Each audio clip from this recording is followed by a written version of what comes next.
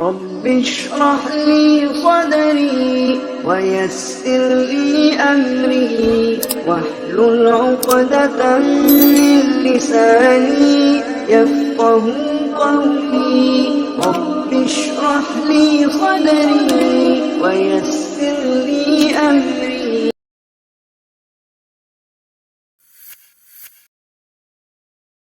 محترم حضرات،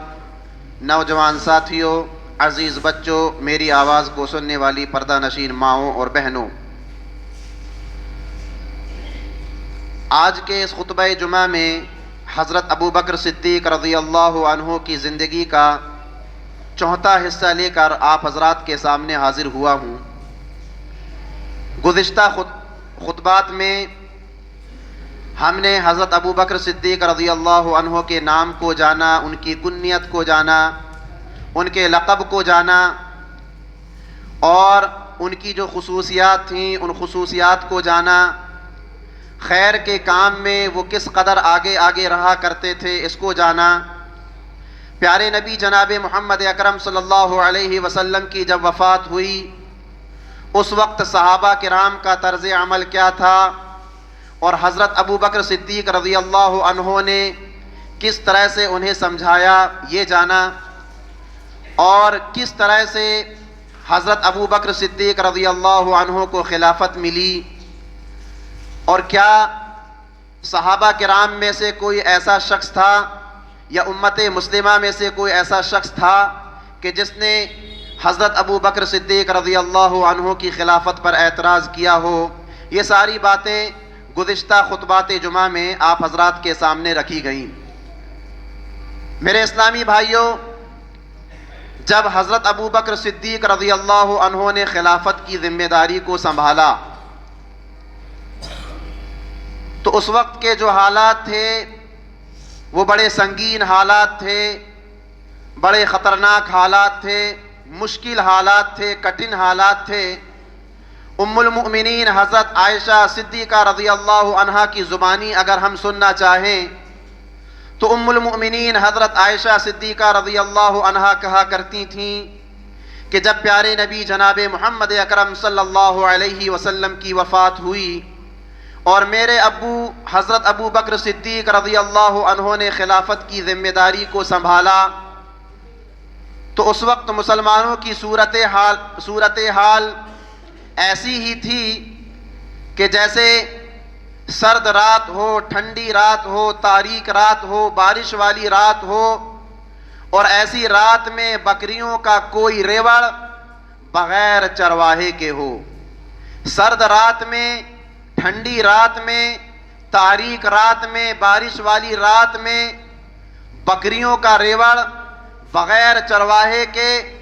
جس طرح سے بے سمتی کا شکار ہوتا ہے، اسے اپنے ٹھکانے کی خبر نہیں لگتی، ایسے ہی مسلمانوں کی صورتحال تھی۔ حضرت عائشہ صدیقہ رضی اللہ عنہا کہا کرتی تھیں مسلمانوں کے بڑے نازک حالات تھے، بڑے کٹھن حالات تھے، سنگین حالات تھے، مشکل حالات تھے۔ ایسے حالات میں میرے ابو حضرت ابو بکر صدیق رضی اللہ عنہ نے خلافت کی ذمہ داری کو سنبھالا۔ صحابہ کرام رضوان اللہ علیہم اجمعین نے جب حضرت ابو بکر صدیق رضی اللہ عنہ کے ہاتھوں پر بیعت کی اس وقت حضرت ابو بکر صدیق رضی اللہ عنہ نے جو خطبہ دیا، ہر ذمہ دار شخص کو، ہر مسلمان کو وہ خطبہ یاد رکھنا چاہیے، چاہے وہ گھر کا ذمہ دار ہو، محلے کا ذمہ دار ہو، معاشرے سوسائٹی کا ذمہ دار ہو، مساجد اور مدارس کا ذمہ دار ہو، کسی بھی تنظیم کا ذمہ دار ہو۔ حضرت ابو بکر صدیق رضی اللہ عنہ نے جو خطبہ دیا وہ خطبہ ہر مسلمان کو یاد رکھنا چاہیے۔ حضرت ابو بکر صدیق رضی اللہ عنہ کھڑے ہوئے، خطبہ پڑھا، اللہ رب العالمین کی حمد و ثنا کو بیان کیا اور کہا، لوگوں تم لوگوں نے مجھے اپنا سربراہ بنا لیا، تم لوگوں نے مجھے اپنا خلیفہ بنا لیا، اور میں خود کو تم سے زیادہ بہتر نہیں سمجھتا،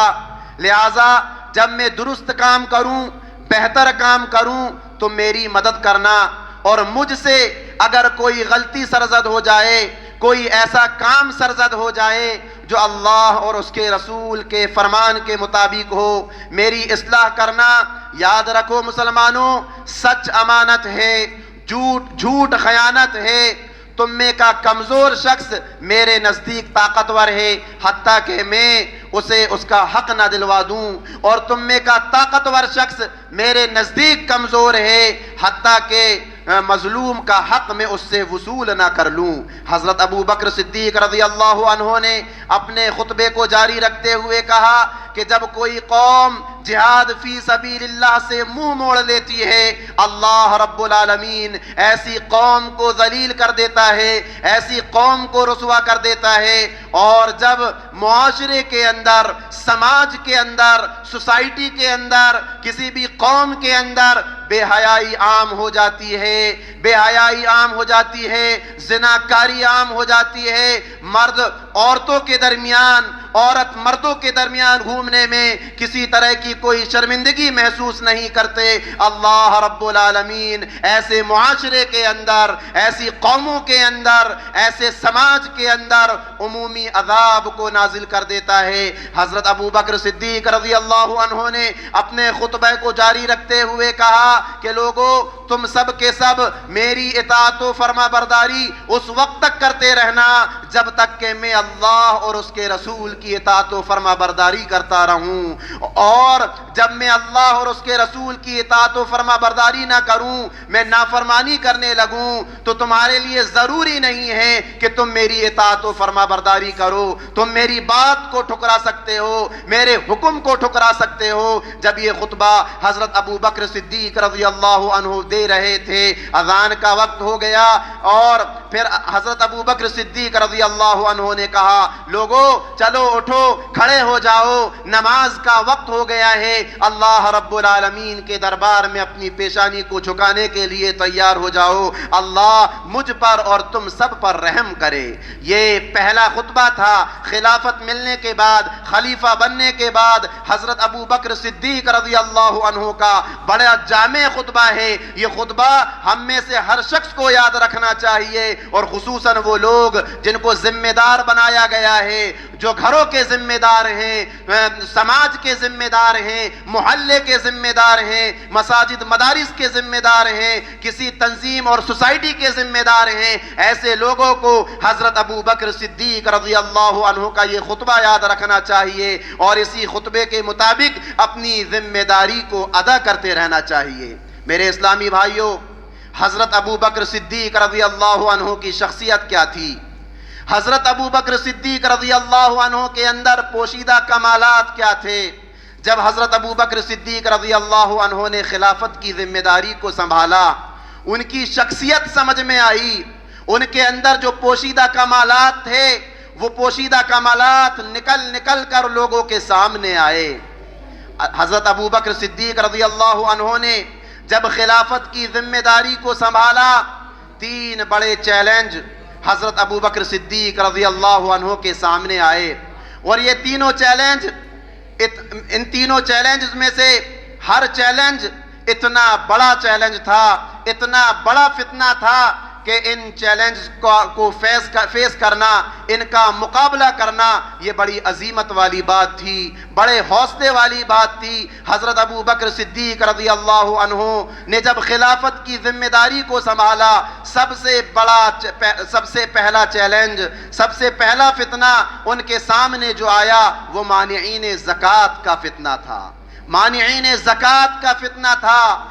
جزیرہ عرب میں سے کچھ قبیلے جب پیارے نبی جناب محمد اکرم صلی اللہ علیہ وسلم کا انتقال ہو گیا، حضرت ابو بکر صدیق رضی اللہ عنہ کی خدمت میں حاضر ہوئے، اور بحیثیت خلیفہ انہوں نے حضرت ابو بکر صدیق رضی اللہ عنہ سے ڈیمانڈ کی. انہوں نے یہ کہا کہ ہماری ایک بات ہے، اس بات کو آپ کو ماننا پڑے گا، ہم اسلام میں قائم اور دائم رہیں گے، ہم توحید پر قائم اور دائم رہیں گے، ہم نماز کو ادا کرتے رہیں گے، ہم حج کرتے رہیں گے، ہم عمرہ کرتے رہیں گے، ہم لوگوں کو خیر کی طرف بلاتے رہیں گے، لوگوں کو برائی سے روکتے رہیں گے، لیکن ہم زکوٰۃ نہیں دیں گے. ہم زکوٰۃ نہیں دیں گے، اور ان لوگوں نے اپنے اس غلط موقف کو ثابت کرنے کے لیے قرآن مجید کی ایک آیت کریمہ بھی پیش کر دی۔ میرے اسلامی بھائیوں، ہمیں یہاں تھوڑا رک کر یہ بات اچھی طرح سے سمجھ لینا چاہیے کہ ہر دلیل پیش کرنے والا شخص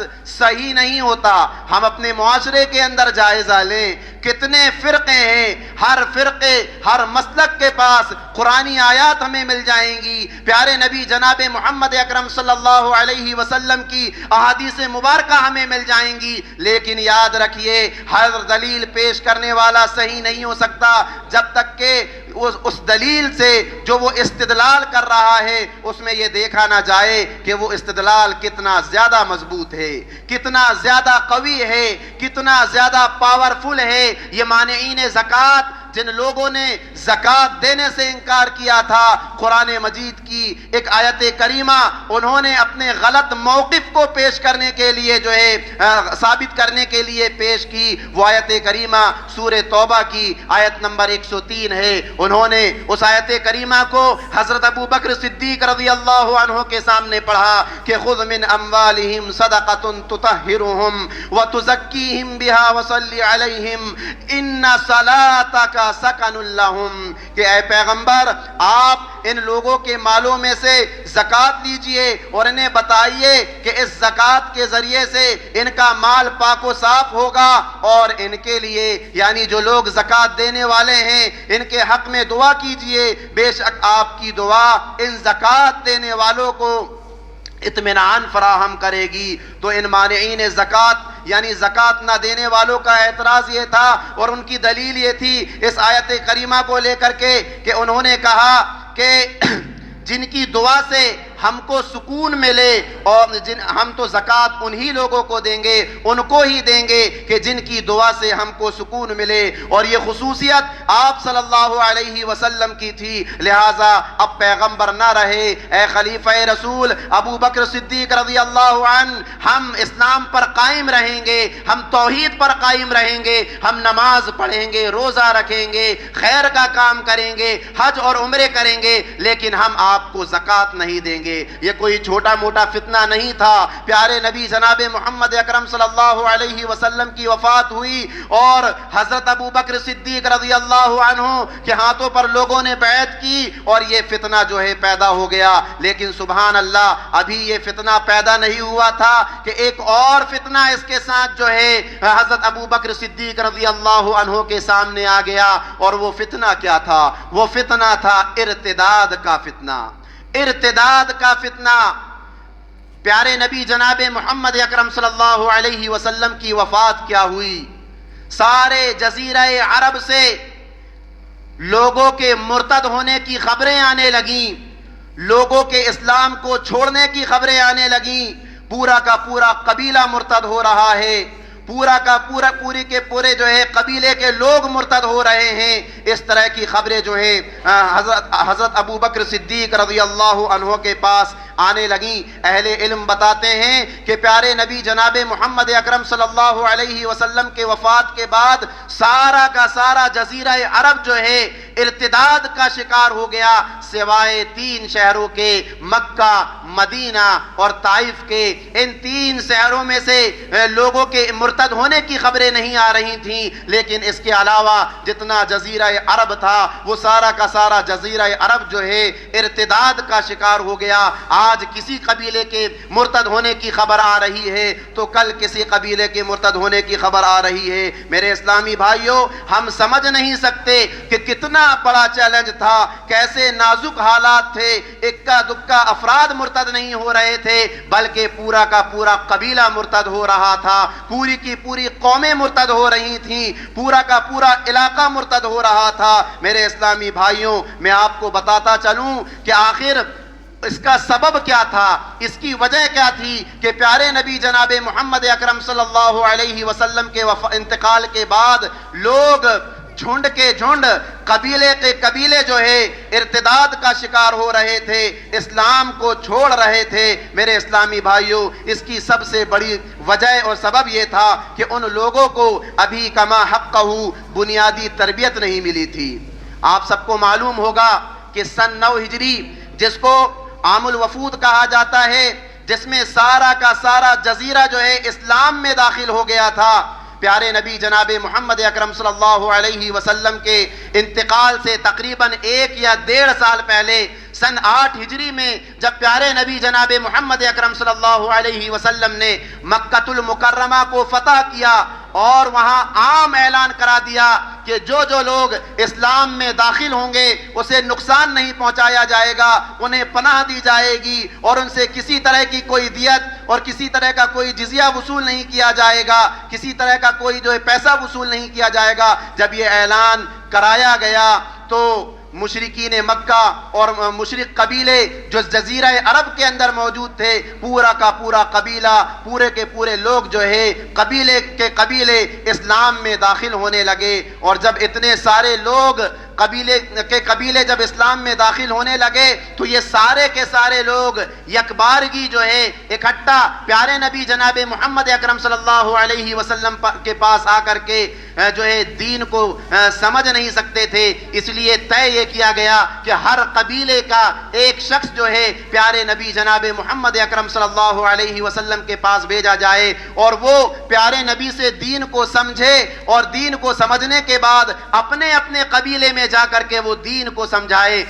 جب ایسے حالات بنے اور جب اس طرح کا معاملہ ہوا تو بہت سارے لوگ ایسے تھے جو اسلام میں داخل تو ہوئے لیکن وہ مدینہ المنورہ نہیں آئے، پیارے نبی جناب محمد اکرم صلی اللہ علیہ وسلم سے ملاقات نہ کر سکے اور آپ صلی اللہ علیہ وسلم کی تربیت نہ لے سکے۔ جب پیارے نبی جناب محمد اکرم صلی اللہ علیہ وسلم کا انتقال ہوا تو یہی لوگ اسلام سے مرتد ہونے لگے اور کافر ہونے لگے، مشرک ہونے لگے اور اسلام کو چھوڑ کر کے جانے لگے۔ یقیناً یہ بہت بڑا فتنہ تھا، ایک طرف مانعین زکوٰۃ کا فتنہ اور دوسری طرف ارتداد کا فتنہ، قبیلے کے قبیلے، قومیں اور علاقے، یہ سارے کے سارے لوگ جو ہے ارتداد کا شکار ہونے لگے۔ وہیں جب حضرت ابو بکر صدیق رضی اللہ عنہ نے خلافت کی ذمہ داری سنبھالی تو ایک تیسرا بڑا فتنہ بھی جو ہے پیدا ہوا۔ ایک طرف مانعین زکوٰۃ کا فتنہ ہے، دوسری طرف ارتداد کا فتنہ ہے اور تیسرا یہ جو فتنہ تھا یہ مدعیان نبوت کا فتنہ تھا۔ جھوٹے لوگ پیدا ہو گئے اور انہوں نے نبوت کا دعویٰ کرنا شروع کر دیا، حالانکہ جب پیارے نبی جناب محمد اکرم صلی اللہ علیہ وسلم زندہ تھے اسی وقت جو ہے جھوٹے جو ہے ایک شخص کھڑا ہوا تھا اور اس نے نبوت کا دعویٰ کیا تھا، لیکن پیارے نبی جناب محمد اکرم صلی اللہ علیہ وسلم کے انتقال کے بعد اور حضرت ابو بکر صدیق رضی اللہ عنہ جب خلیفہ بنے تو اس کے بعد جو ہے یہ فتنہ بڑی تیزی کے ساتھ جو ہے پھیلنے لگا اور یہ اتنی تیزی کے ساتھ پھیلنے لگا کہ لوگ ان کے جو ہے جال میں پھنسنے لگے، ان کے شکار میں آنے لگے۔ کہیں مسیلمہ کذاب کھڑا ہوا اور اس نے کھڑے ہو کر کے کہا کہ میں نبی ہوں، تم سب کے سب مجھے نبی مانو۔ کہیں کوئی شخص کھڑا ہوا، مردوں کو کھڑا ہوتا دیکھ عورت کو بھی جوش آیا اور ایک عورت کھڑی ہو گئی جو اس وقت کی بڑی مشہور کاہنہ تھی اور اس کی زبان میں ایسی فصاحت و بلاغت تھی کہ لوگوں سے جب وہ بات کیا کرتی تھی لوگ اس کی باتوں میں آ جایا کرتے تھے۔ اس نے بھی جو ہے نبوت کا دعویٰ کر دیا اور جب بھی کوئی فتنہ کھڑا ہوتا ہے، جب بھی کوئی نئی تنظیمیں ایسی بنتی ہیں جو اپنے آپ کو جو ہے حق والا کہتی ہیں لیکن حقیقت میں وہ غلط ہوتی ہیں، ایسے لوگوں کے چاہنے والے بھی پیدا ہو جاتے ہیں۔ لہٰذا ہزاروں کی تعداد میں لوگوں نے مسیلمہ کذاب کو جو ہے نبی تسلیم کرنا شروع کر لیا۔ یہ بڑے نازک حالات تھے، یہی وجہ ہے کہ حضرت عائشہ صدیقہ رضی اللہ عنہا کہا کرتی تھیں کہ جب پیارے نبی جناب محمد اکرم صلی اللہ علیہ وسلم کی وفات ہوئی اور جب میرے ابو حضرت ابو بکر صدیق رضی اللہ عنہ کے ہاتھوں میں خلافت آئی تو وہ حالات بڑے نازک حالات تھے، بڑے سنگین حالات تھے۔ ایسے حالات میں میرے ابو نے خلافت کی ذمہ داری کو سنبھالا۔ میرے اسلامی بھائیوں، قربان جائیے، حضرت ابو بکر صدیق رضی اللہ عنہ پر ان حالات کا مقابلہ جس شجاعت کے ساتھ انہوں نے کیا، جس عزیمت کے ساتھ انہوں نے کیا، جس توکل کے ساتھ انہوں نے کیا، جس ایمان اور یقین کے ساتھ انہوں نے کیا، ابو بکر صدیق رضی اللہ عنہ کی شخصیت کیا تھی اور آپ صلی اللہ علیہ وسلم نے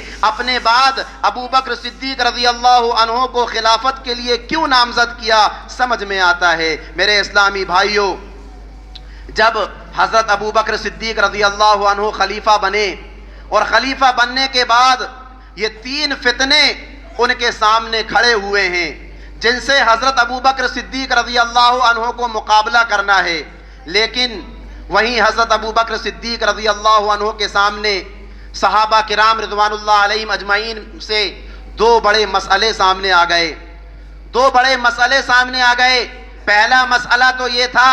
کہ اللہ کے نبی جناب محمد اکرم صلی اللہ علیہ وسلم نے اپنی وفات سے پہلے حضرت اسامہ بن زید رضی اللہ عنہ کی قیادت میں ایک لشکر ترتیب دیا تھا، ایک فوج تیار کی تھی۔ اللہ کے نبی جناب محمد اکرم صلی اللہ علیہ وسلم کی زندگی میں ایک جنگ ہوئی تھی جسے سریہ موتا کہا جاتا ہے، اور یہ جنگ رومیوں اور عیسائیوں کے ساتھ ہوئی تھی جس میں مسلمانوں کو بہت زیادہ نقصان اٹھانا پڑا تھا۔ پیارے نبی جناب محمد اکرم صلی اللہ علیہ وسلم نے اس جنگ کا بدلہ لینے کے لیے حضرت اسامہ بن زید رضی اللہ عنہ کو لشکر کا قائد بنایا اور ایک فوج ترتیب دی کہ اس فوج کو جو ہے رومیوں پر حملہ کرنے کے لیے بھیجنا ہے۔ پیارے نبی جناب محمد اکرم صلی اللہ علیہ وسلم نے جب یہ فوج تیار کی اور اس فوج کو اللہ کے نبی نے روانہ کیا تو ہوا کیا کہ جب یہ فوج راستے میں تھی تو پیارے نبی جناب محمد اکرم صلی اللہ علیہ وسلم کی طبیعت خراب ہونے لگی۔ آپ صلی اللہ علیہ وسلم کی بگڑتی ہوئی طبیعت کو جب دیکھا گیا تو کچھ لوگ اس فوج کے پاس گئے جس فوج کو لے کر کے حضرت اسامہ بن زید رضی اللہ عنہ روانہ ہوئے تھے۔ جب انہیں خبر لگی کہ پیارے نبی جناب محمد اکرم صلی اللہ علیہ وسلم کی طبیعت بہت زیادہ ناساز ہو گئی ہے، انہوں نے اپنے اس لشکر کو وہیں پر روک دیا، اور پھر اور ہوا یہ کہ آپ صلی اللہ علیہ وسلم کا انتقال ہو گیا۔ انتقال سے پہلے پیارے نبی جناب محمد اکرم صلی اللہ علیہ وسلم نے یہ وصیت کی تھی کہ کچھ بھی ہو جائے اس لشکر کو روکنا نہیں، اس لشکر کو روانہ کر دینا۔ لیکن اللہ کے نبی کا انتقال ہوا۔ انتقال کے بعد صحابہ کرام رضوان اللہ علیہم اجمعین اکٹھا ہو گئے۔ یہ 3 بڑے بڑے فتنے ان کے سامنے تھے۔ ابو بکر صدیق رضی اللہ عنہ کو خلیفہ بنانے کے بعد یہ 3 بڑے بڑے فتنے ان کے سامنے تھے۔ مانعین زکوٰۃ کا فتنہ، ارتداد کا فتنہ، اور جھوٹے مدعیان نبوت کا فتنہ۔ تو یہ 3 بڑے بڑے فتنے تھے۔ صحابہ کرام رضوان اللہ علیہم اجمعین نے آپس میں سوچا، مشورہ کیا کہ ہمارے پاس یہ ایک لشکر ہے، یہ ایک فوج ہے، اگر اس فوج کو ہم رومیوں پر حملہ کرنے کے لیے بھیج دیں گے اور یہ 3 بڑے بڑے فتنے ہمارے سامنے کھڑے ہوئے ہیں اور یہ لوگ اگر مدینۃ المنورہ میں حملہ کر دیں گے تو ہم اپنا بچاؤ نہیں کر سکیں گے۔ لہٰذا سارے کے سارے صحابہ کرام اکٹھا ہوئے۔ اس میں حضرت عمر بن خطاب رضی اللہ عنہ بھی تھے، اور یہ لوگ حضرت ابو بکر صدیق رضی اللہ عنہ کے پاس آئے اور انہوں نے کہا کہ حکمت یہ ہے،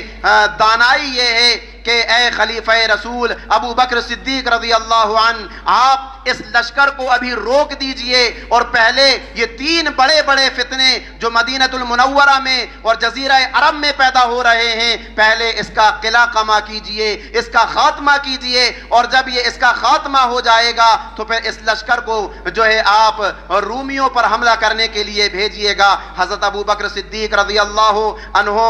نے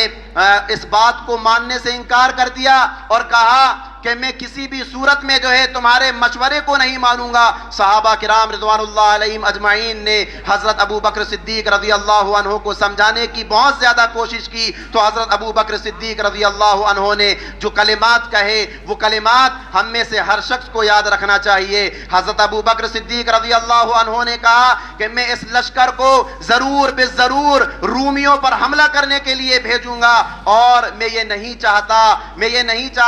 اللہ کے نبی جناب محمد اکرم صلی اللہ علیہ وسلم کی وصیت کو کیا تم لوگ بھول گئے کہ اللہ کے نبی نے اپنے انتقال سے پہلے ہمیں یہ حکم دیا تھا کہ کچھ بھی ہو جائے اس لشکر کو روکنا نہیں، اس لشکر کو روانہ کرنا۔ لہٰذا میں یہ نہیں چاہتا کہ میں اپنی خلافت کا آغاز پیارے نبی جناب محمد اکرم صلی اللہ علیہ وسلم کے فرمان کے جو ہے خلاف ورزی کے ساتھ کروں۔ اس کے بعد حضرت ابو بکر صدیق رضی رضی اللہ عنہ نے کہا کہ میں عنقریب اس کو ضرور بے ضرور رومیوں پر حملہ کرنے کے لیے بھیجوں گا، گرچہ جو ہے مدینہ المنورہ میں مرتدین کا قبضہ ہی کیوں نہ ہو جائے۔ پھر حضرت ابو بکر صدیق رضی اللہ عنہ نے کہا اللہ کی قسم، قسم اس ذات کی کہ جس کے قبضہ قدرت میں ابو بکر کی جان ہے، اگر مجھے یقین ہو جائے کہ مجھے درندے اٹھا لے جائیں تب بھی میں جو ہے اس لشکر کو روانہ کر کے رہوں گا، اگر مجھے یقین ہو جائے کہ میں مدینہ المنورہ میں اکیلا رہ جاؤں لیکن تب بھی میں جو ہے اس لشکر کو روانہ کر کے رہوں گا۔ یہ پیارے نبی جناب محمد اکرم صلی اللہ علیہ وسلم کی وصیت تھی اور آپ صلی اللہ علیہ وسلم کا حکم تھا، اسی لیے حضرت ابو بکر صدیق رضی اللہ عنہ اپنے اس فیصلے پر ڈٹے رہے، جمے رہے۔ بہرحال میرے اسلامی بھائیوں، جب صحابہ کرام رضوان اللہ علیہم اجمعین مان گئے، تیار ہو گئے کہ چلیے ٹھیک ہے اس لشکر کو جو ہے رومیوں پر حملہ کرنے کے لیے بھیج دیا جاتا ہے، وہ سب کے سب تیار ہو گئے، لیکن انصار صحابہ میں سے کچھ لوگ ایسے تھے کہ جنہوں نے حضرت اسامہ بن زید رضی اللہ عنہ کی قیادت پر اعتراض کیا۔ جس وقت حضرت اسامہ بن زید رضی اللہ عنہ کو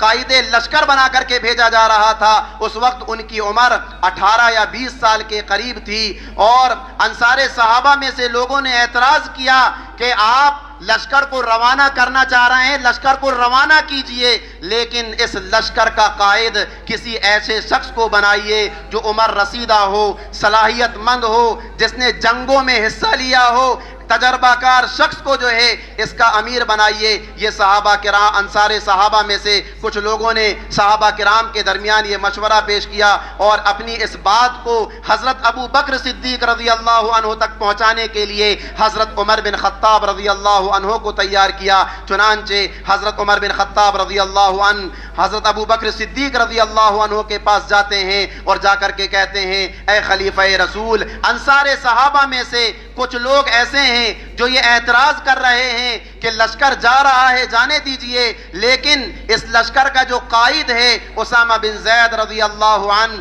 آپ ان کو بدل دیجئے اور ان کی جگہ میں کسی ایسے شخص کو امیر بنا دیجئے جو عمر رسیدہ ہو، جو باصلاحیت ہو، تجربہ کار ہو۔ یہ بات حضرت عمر بن خطاب رضی اللہ عنہ نے ابو بکر صدیق رضی اللہ عنہ کے سامنے پیش کی۔ حضرت ابو بکر صدیق رضی اللہ عنہ ٹیک لگا کر بیٹھے ہوئے تھے، فوراً اٹھ کھڑے ہوئے اور غصے کی حالت میں کہا اے عمر، تمہیں تمہاری ماں گم پائے، جس شخص کو، جس انسان کو اللہ کے نبی جناب محمد اکرم صلی اللہ علیہ وسلم نے قائد بنایا ہے، تم یہ کہہ رہے ہو کہ ان کو میں ہٹا دوں اور ان کی جگہ کسی دوسرے شخص کو قائد بنا دوں۔ تو حضرت عمر بن خطاب رضی اللہ عنہ وہاں سے واپس صحابہ کرام رضوان اللہ علیہم اجمعین کے پاس پہنچ گئے۔ صحابہ کرام نے دیکھا کہ عمر بن خطاب رضی اللہ عنہ جو ہے واپس آ گئے ہیں، تو انہوں نے پوچھا کہ کیا جواب لے کر کے آئے ہو؟ عمر بن خطاب رضی اللہ عنہ نے کہا کہ تمہاری مائیں تمہیں گم پائیں، تم نے مجھے حضرت ابو بکر صدیق رضی اللہ عنہ کے پاس پہنچایا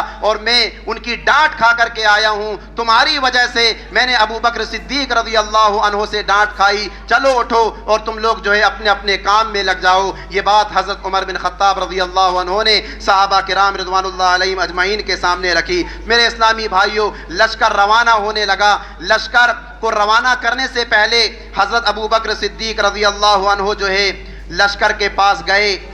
اور ان کے ساتھ حضرت عبد الرحمن بن عوف رضی اللہ عنہ بھی تھے۔ حضرت ابو بکر صدیق رضی اللہ عنہ جب اسامہ بن زید رضی اللہ عنہ کے پاس گئے تو انہیں جو ہے سواری پر سوار کیا اور خود پیدل جو ہے اسامہ بن زید رضی اللہ عنہ کے ساتھ ساتھ چلنے لگے، جبکہ حضرت ابو بکر صدیق رضی اللہ عنہ کے پاس اونٹنی تھی اور اس اونٹنی کی نکیل کو جو ہے عبد الرحمن بن عوف رضی اللہ عنہ نے پکڑا ہوا تھا۔ اسامہ بن زید رضی اللہ عنہ نے دیکھا کہ امیر المؤمنین پیدل چل رہے ہیں تو انہوں نے کہا اللہ کی قسم اے امیر المؤمنین، آپ یا تو اونٹ پر سوار ہو جائیے یا پھر میں جو ہے آپ کے ساتھ پیدل چلوں گا۔ تو اس وقت حضرت ابو بکر صدیق رضی اللہ عنہ نے کہا واللہ لا تنزلوا وواللہ لا ارکبوا، اللہ کی قسم نہ تو میں تمہیں سواری سے اترنے دوں گا اور نہ ہی خود میں جو ہے سواری پر سوار ہوں گا۔ وما علی ان اغبر قدمی فی سبیل اللہ، مجھے جو ہے اللہ کے راستے میں اپنے پیروں کو، اپنے قدموں کو غبار آلود کرنے دو، اس میں کوئی حرج نہیں ہے۔ اس کے بعد اللہ کے حضرت ابو بکر صدیق رضی اللہ عنہ نے لشکر کو مخاطب کیا اور مخاطب کر کے کہا کہ اے لوگو سنو، میں تمہیں کچھ نصیحت کر رہا ہوں، کچھ باتیں بتانے جا رہا ہوں، اس کو غور سے سنو اور اس پر عمل کرنا۔ پھر حضرت ابو بکر صدیق رضی اللہ عنہ نے کہا کہ لوگوں سن لو، کبھی خیانت نہ کرنا، مال غنیمت کو چرانا نہیں، بد عہدی نہ کرنا، لاشوں کی بے حرمتی نہ کرنا، پھلدار درخت کو نہ کاٹنا، اور جس راستے سے تم لوگ جا رہے ہو راستے میں کچھ قوم ایسی ملے گی تمہیں جو اپنے گرجا گھروں میں اپنے اپنے معبودوں کی عبادت کر رہی ہوگی، تم ان کو پریشان نہ کرنا، اور جس علاقے کی طرف تم جا رہے ہو وہاں لوگ تمہارے سامنے طرح طرح کے قیمتی پکوان لے کر کے آئیں گے، لہٰذا جب بھی تمہارے سامنے کوئی کھانا پیش کیا جائے بسم اللہ پڑھ کر کے جو ہے کھانا۔ اور اس کے بعد حضرت ابو بکر صدیق رضی اللہ عنہ نے کہا کہ تم ایسے لوگوں سے مقابلہ کرنے کے لیے جا رہے ہو کہ جن کے سروں کے بیچ کا حصہ جو ہے وہ منڈا ہوا ہے اور باقی کے بال جو ہیں وہ پٹیوں کے مانند لٹکے ہوئے ہیں، لہٰذا تم انہیں نیست و نابود کر دینا، انہیں تہ تیغ کر دینا، جاؤ اللہ کا نام لے کر کے سوار ہو جاؤ۔ اس کے بعد حضرت اسامہ بن زید رضی اللہ عنہ کو نصیحت کرتے ہوئے کہا خبردار، رسول اللہ صلی اللہ علیہ وسلم کے حکم کی تعمیل کرنا، آپ صلی اللہ علیہ وسلم کے کسی بھی حکم میں ذرہ برابر کوتاہی نہ کرنا، رسول اللہ صلی اللہ علیہ وسلم کے عہد سے پیچھے نہ ہٹنا، اور جنگ کی ابتدا فلا شہر سے کرنا۔ یہ نصیحتیں کی اور وہ جو ہے لشکر روانہ ہو گیا، اور 40 روز میں جس میں سفر کے ایام بھی آتے ہیں یہ لشکر جو ہے بڑی شان و شوکت کے ساتھ واپس آیا، رومیوں کا قلعہ کما کر دیا گیا۔ تو میرے اسلامی بھائیوں، اس کا فائدہ کیا ہوا؟ یہ بات بول کر میں اپنی بات کو ختم کر دوں گا کہ حضرت ابو بکر صدیق رضی اللہ عنہ جو ڈٹے رہے، جو جمے رہے کہ نہیں لشکر کو روانہ کیا جائے گا، لشکر کو روکا نہیں جائے گا، اس کی ایک وجہ تو یہ تھی کہ یہ پیارے نبی جناب محمد اکرم صلی اللہ علیہ وسلم کی وصیت تھی، اور دوسری وجہ یہ تھی کہ حضرت ابو بکر صدیق رضی اللہ عنہ کے اندر قائدانہ صفات پائی جاتی تھیں، پوشیدہ کمالات چھپے ہوئے تھے۔ جب یہ لشکر روانہ کیا گیا تو بادشاہ ہرقل کو خبر لگی کہ پیارے نبی جناب محمد اکرم صلی اللہ علیہ وسلم کی وفات ہو چکی ہے، اور دوسری طرف مسلمانوں کو کیا ہو گیا ہے کہ وہ اپنا لشکر ہم لوگوں پر حملہ کرنے کے لیے بھیج رہے ہیں۔ ایک طرح سے اس کے اندر خوف و ہراس پیدا ہو گیا، اور سرزمین عرب میں جو فتنے پیدا ہو رہے تھے اور لوگ جھوٹے نبی ہونے کا دعویٰ کر رہے تھے، ارتداد کا فتنہ پیدا ہو رہا تھا، مانعین زکوٰۃ کا فتنہ پیدا ہو رہا تھا، وہ لوگ گھبرا گئے کہ لگتا ہے مسلمانوں کے پاس کوئی بہت بڑی طاقت موجود ہے کہ ایک طرف وہ رومیوں سے حملہ کرنے کے لیے بھیج رہے ہیں اور دوسری طرف ہم سے ٹکر لینے کے لیے یہاں پر موجود ہیں، وہ بھی خوف و ہراس میں مبتلا ہو گئے۔ تو دشمن کا خوف و ہراس میں مبتلا ہونا یہ آدھی جنگ کو جیت لینے کے برابر ہے۔ تو میرے اسلامی بھائیوں، 3 فتنے حضرت ابو بکر صدیق رضی اللہ عنہ کے خلیفہ بننے کے بعد جو ہے یہ پیدا ہوئے، اور ساتھ ہی ساتھ 2 بڑے مسئلے آئے۔ ایک مسئلہ جو تھا وہ یہی تھا کہ حضرت اسامہ بن زید رضی اللہ عنہ کے لشکر کو بھیجا جائے یا نہیں، اور دوسرا مسئلہ اور باقی کے جو باتیں ہیں کہ مانعین زکوٰۃ سے کس طرح سے مقابلہ کیا گیا، ارتداد کا فتنے کو کیسے ختم کیا گیا، اور جھوٹے مدعیان نبوت کا خاتمہ کیسا کیا گیا، اور حضرت ابو بکر صدیق رضی اللہ عنہ کی بقیہ زندگی انشاءاللہ آئندہ خطبہ جمعہ میں آپ حضرات کے سامنے بیان کی جائے گی۔ اللہ رب العالمین سے دعا ہے الہ العالمین ہم تمام کے تمام مسلمانوں کو صحابہ کرام رضوان اللہ علیہم اجمعین کے نقش قدم پر چلنے والا بنا۔ الہ العالمین ہمارے وہ بھائی، ہماری وہ بہنیں جو بیمار ہیں، جو حادثات کا شکار ہو چکے ہیں، پروردگارہ تو ان کو شفائے کاملہ عاجلہ عطا فرما۔ الہ العالمین ہم میں سے ہمارے وہ بھائی، ہماری وہ بہنیں جو اس دنیا سے رخصت ہو گئے ہیں، پروردگارہ تو ان کے گناہوں کو معاف کر دے، ان کی نیکیوں کو قبول کر لے، ان کی قبر کو جنت کا باغیچہ بنا دے۔ الہ العالمین ہم تمام کے تمام مسلمانوں کو بروز قیامت جہنم کی دہکتی ہوئی آگ سے بچا کر اپنی جنت میں داخل فرما۔ آمین ثم آمین، وآخر دعوانا ان الحمد للہ رب العالمین۔